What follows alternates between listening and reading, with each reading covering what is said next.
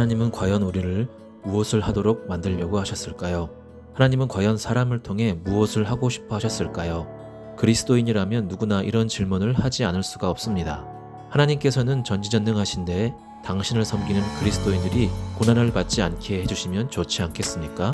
우리의 인생길을 그 어떤 원수와도 만나지 않게 하시는 것이 우리를 지켜주시는 것이 아니겠습니까? 하나님을 믿으면 평안해야 되는 거 아니야? 만사 형통해야 되는 거 아니야? 라는 일반적인 종교심을 가지고 있습니다. 저도 10년이라는 세월을 고난과 연단을 받았습니다. 과연 하나님은 살아계실까? 살아계시다면 나를 사랑하실까? 라는 의심을 하며 낙심했었습니다.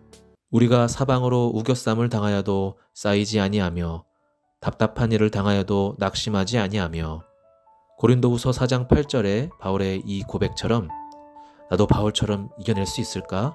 나는 주님의 말씀을 믿고 싶은데 내 마음으로는 하나님의 법을 따르기 원하나 육신의 법이 나를 삼키는 것 같았습니다. 우겨쌈을 당하여도 쌓이지 아니하며 답답한 일을 당해도 낙심하지 않는다고 했는데 내 믿음은 진짜일까? 아니면 예수님을 믿으면 고난을 겪지 말아야 되는 것 아니야? 라고 변명을 했습니다. 내가 내 힘으로 무언가를 할 것이 아무것도 없었습니다. 죽는 것밖에는 할 것이 없었습니다. 죽음을 각오하고 모든 것을 다 내려놓았을 때 나의 신앙 배경은 고난과 연단 속에서 성장했습니다. 모든 인간은 살아가면서 어떤 형태이든 간에 고난과 마주치게 되며 그렇기 때문에 고난은 삶의 실체를 이해하기 위한 중요한 문제로 다루어져 왔습니다. 성경에서도 인간의 고난의 문제를 매우 비중 있게 다루고 있습니다. 그중 심판에 따르는 고난, 단련으로서의 고난, 대속으로서의 고난이 있습니다. 첫째로 심판적 고난입니다.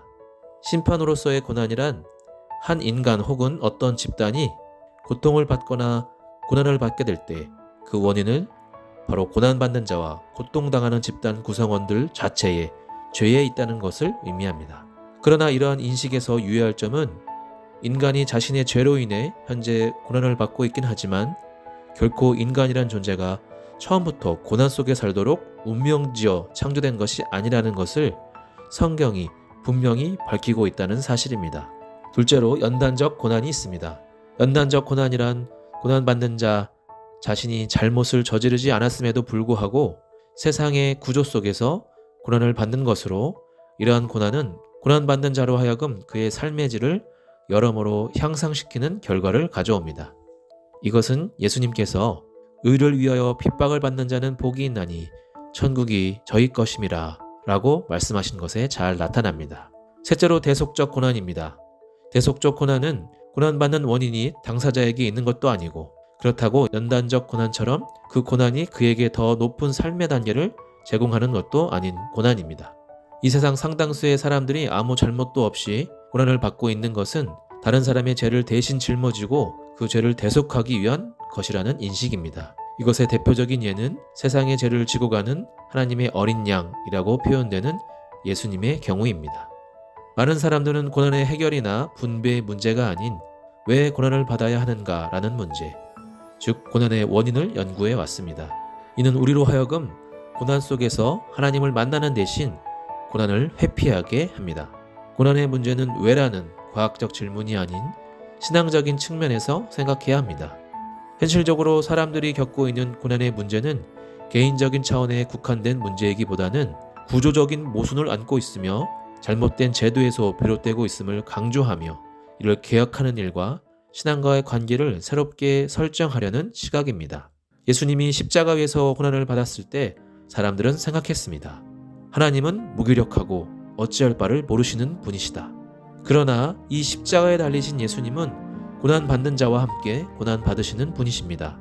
고난당하셨던 예수님만이 진정으로 고난당하는 자를 도울 수 있습니다. 나는 왜 고통받아야 하는가? 고난은 왜 존재하는가? 신이 전능하다면 왜 인간을 고통받게 하시는가? 이렇게 질문하는 모든 분들에게 말하고 싶습니다.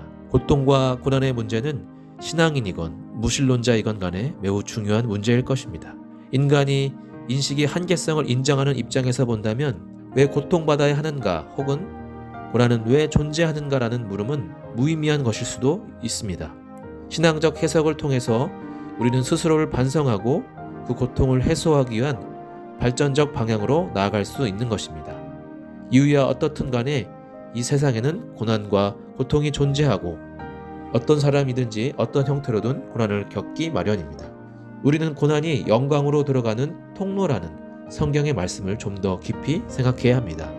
고난은 하나님이 우리에게 나 자신의 정체성을 묻는 것이고, 그래서 내가 누구인가, 나의 운명이 무엇인가를 배워나가는 과정을 가지게 되는 것입니다. 환경을 인간이 막을 수 없듯이 사람에게 고난이란 피해갈 수 없는 길입니다. 우리가 감기가 오기 전에 예방주사를 맞듯이 고난도 우리가 앞으로 살아갈 일에 대한 대처가 아닐까 생각합니다. 예방주사를 맞은 후 더욱더 강한 면역으로 모든 병 앞에 강해지는 인간이 고난을 통해 얼마나 연약한 존재인지를 다시 깨닫게 되고 성숙해지는 것처럼 말입니다. 잠시 고난과 어려움을 견디지 못해서 하나님을 믿으면 평안해야 되는 것 아니야? 형통해야 되는 것 아니야? 라는 그런 신앙은 기복신앙인 것입니다. 우리는 하나님의 말씀에 의지하여 고난을 극복할 수 있고, 욥의 고백처럼 나의 가는 길을 오직 그가 아시나니 그가 나를 단련하신 후에는 내가 정금같이 되어 나오리라 라는 말씀을 우리는 의지해야 합니다.